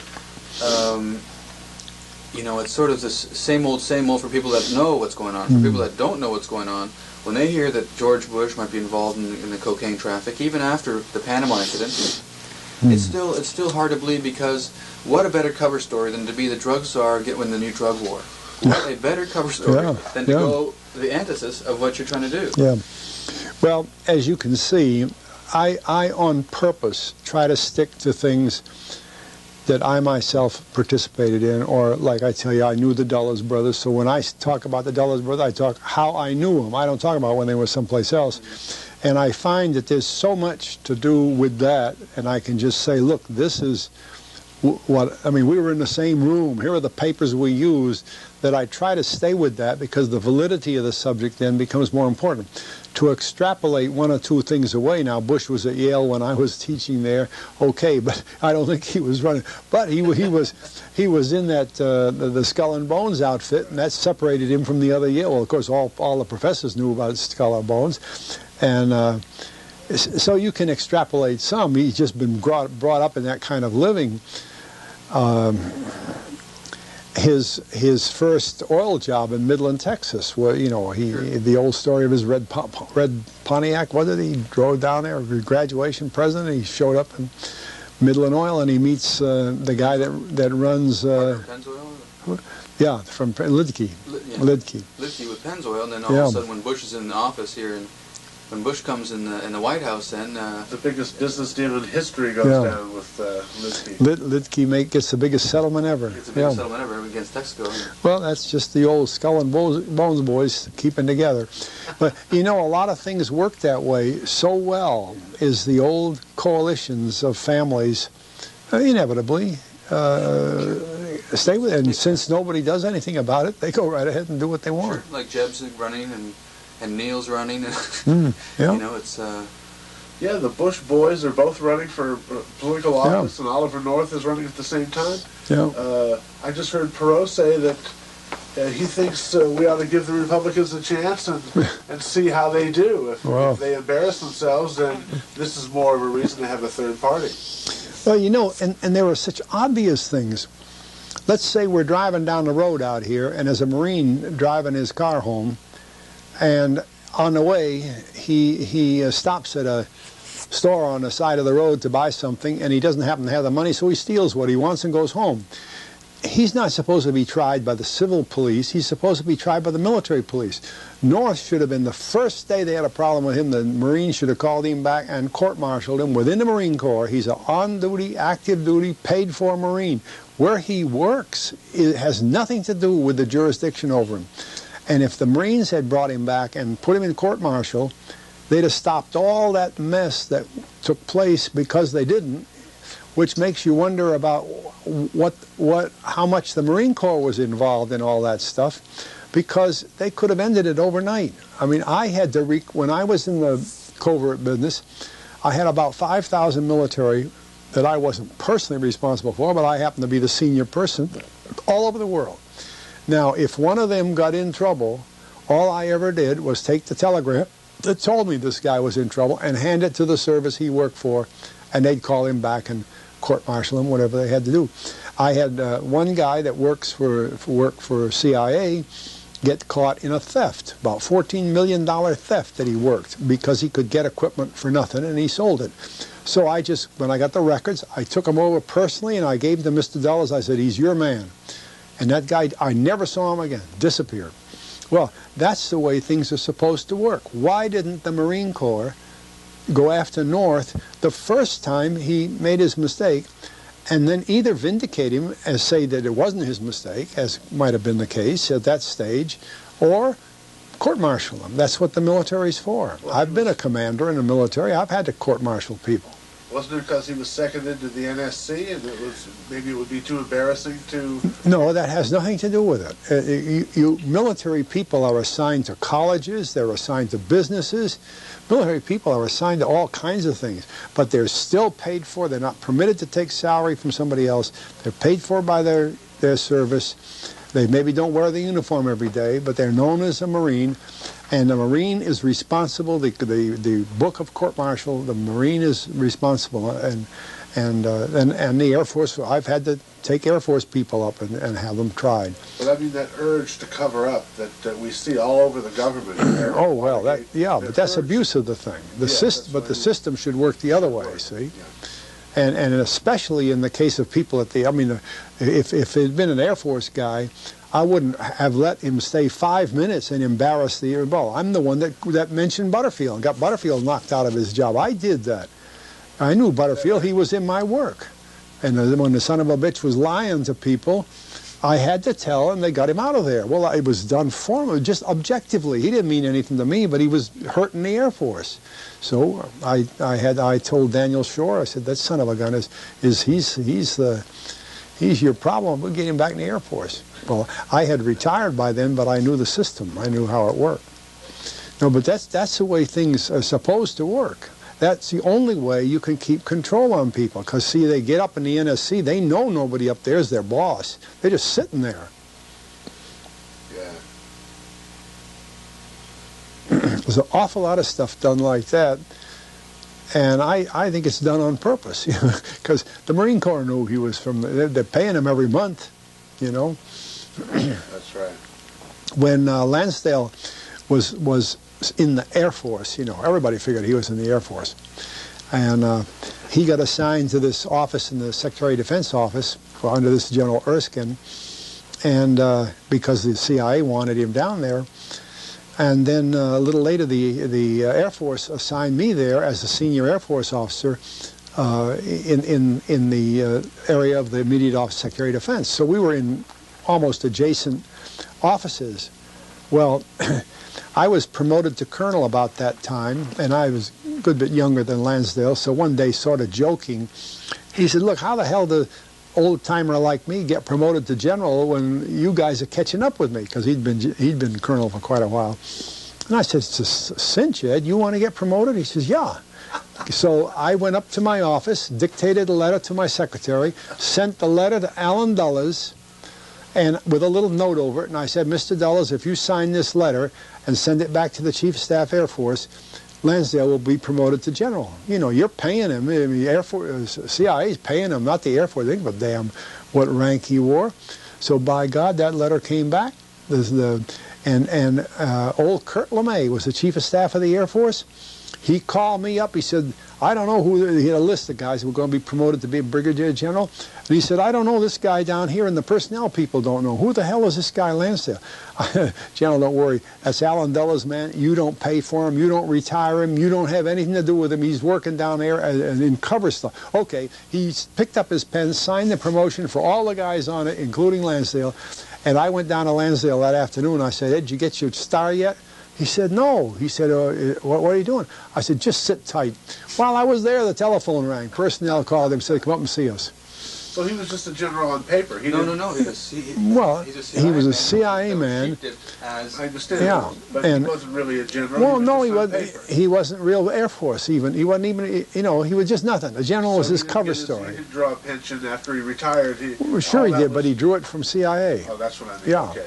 Yeah. See, we were very careful not to intermingle the funds. He'd get a check every month, a green Air Force check, the regular government, but he'd have to turn it in to get his CIA check. Oh, see, I mean, and which was bigger. You know, it was more.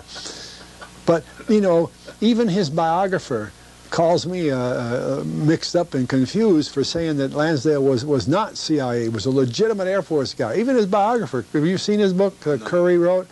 And who else? There was Secord CIA that was sheep-tipped in the Army. No, he's real Air Force. Secord real. He used to be in my program. North used to be in my program, but further down, he was a kid. He worked for Secord. He worked for this general called Adderholt.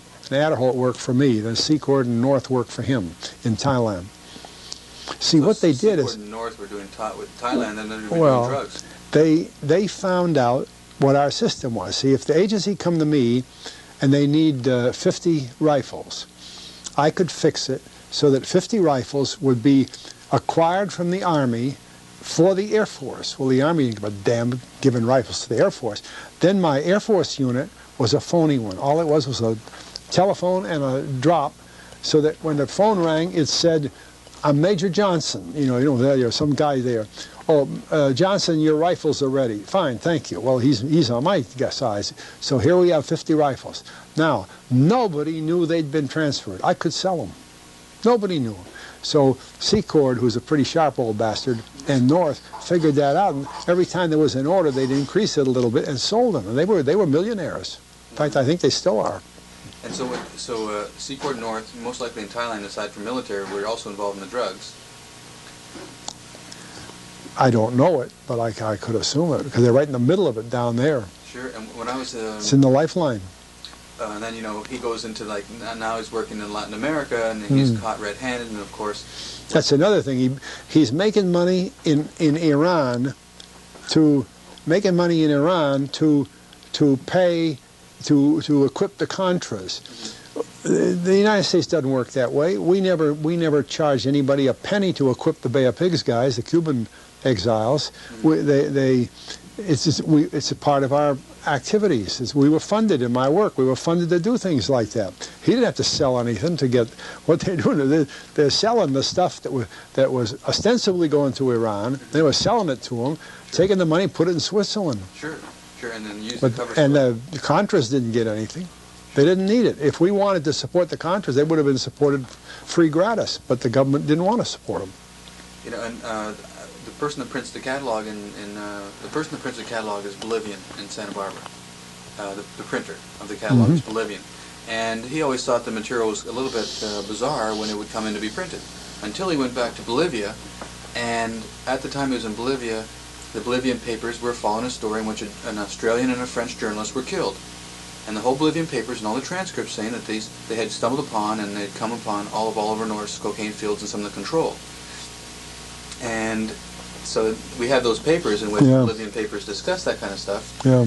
And not that they're Oliver North's cocaine fields, but whoever gets to run them, whether it's Pablo Escobar or some big thug that we prop up, and yet they do all the work, and we get the nice nice cut. There's a lot of activity there. After I retired, I worked for an aircraft company, and they sent me to Peru. So I worked in Peru I never really rented a house or anything. I lived in a hotel and would sort of commute back and forth. But I was there for 9 months, working steadily. And I was a civilian, So walking across the main square in the middle of Lima, and there's a beautiful old hotel on the other side, and called the Bolivar, Simon Bolivar, that they call the Bolivar Hotel.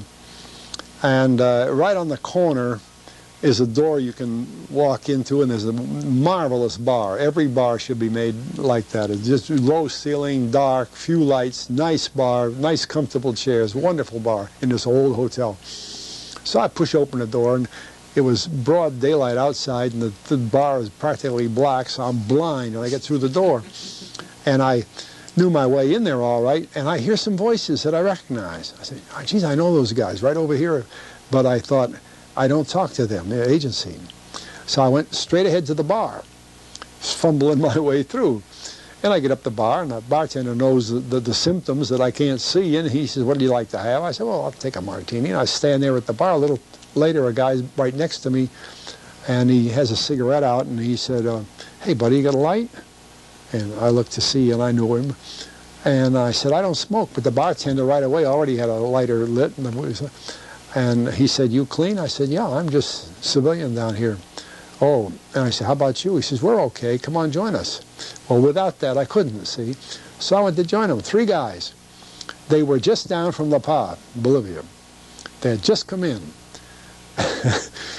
The day before, they had gone down there and overthrown the government of Bolivia. It was Paz Estensoro, he was the president, and they threw him out. The way they did it is they put a big Lockheed Constellation up there at the airport, and they sent him a note and said, you and anyone you want to take with you and anything you want to take with it, put it on that airplane, you're leaving. And he said, if you get on that airplane, you got no problem. Well, what they all knew was Estensoro had been president of Bolivia twice before. He had been thrown out twice before. He's still alive.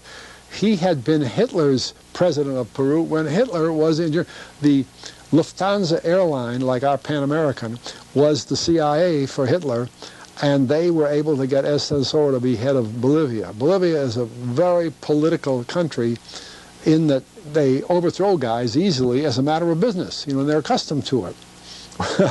These 3 guys said that they had been running weapons to Barrientos, the Air Force general, in the back of the country by taking Superconnies into Peru and then light airplanes down to where they could leave them and bringing them back out. Nobody knew they went in, no customs, no nothing. But Barrientos then had plenty of weapons. And so Then they went up to La Paz, where the ambassador and all were, and they made contact with somebody that knew Estensoro real well, and they said, here's the deal, and if you don't think we mean it, Barrientos has got enough arms to outnumber your army 2-1, and he's on his way in town now. He plans to be in here tomorrow morning. Estensoro left.